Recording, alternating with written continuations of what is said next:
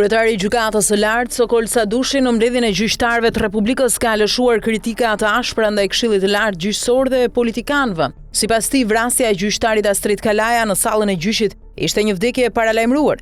Sadushi tha gjithashtu se prej vitesh gjyqtarët janë bërë shënjes të refyerjeve, kërcënimeve dhe denigrimeve. Sadushi kritikoi politikën duke i bërë fajtor për klimën që është krijuar ndaj gjyqtarëve, teksa tha se qeveritarët kanë nxitur përbuzje ndaj drejtësisë. Politikanë të lartë të vendit, pushtetit apo të opozitës ndjejnë sot lehtësi për të fyer, anatemuar apo tallur gjyqtarin që merr një vendim. Ndoshta edhe pa e lexuar arsyetimin, pa pritur ankimin dhe pa respektuar hierarkinë gjyqësore.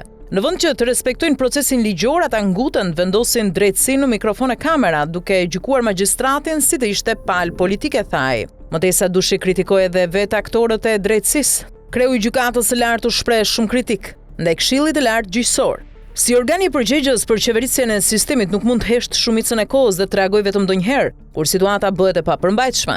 Kjo qasje është e pakuptueshme dhe e papranueshme.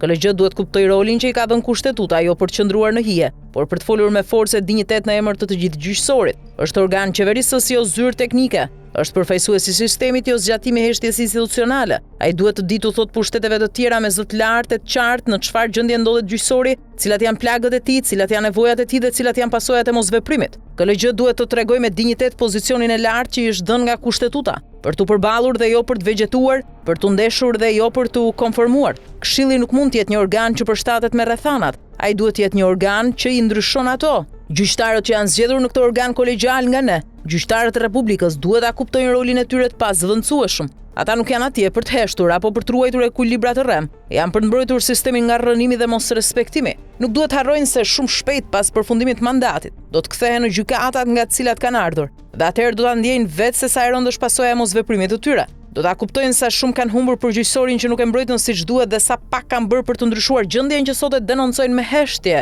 thot Sadushi.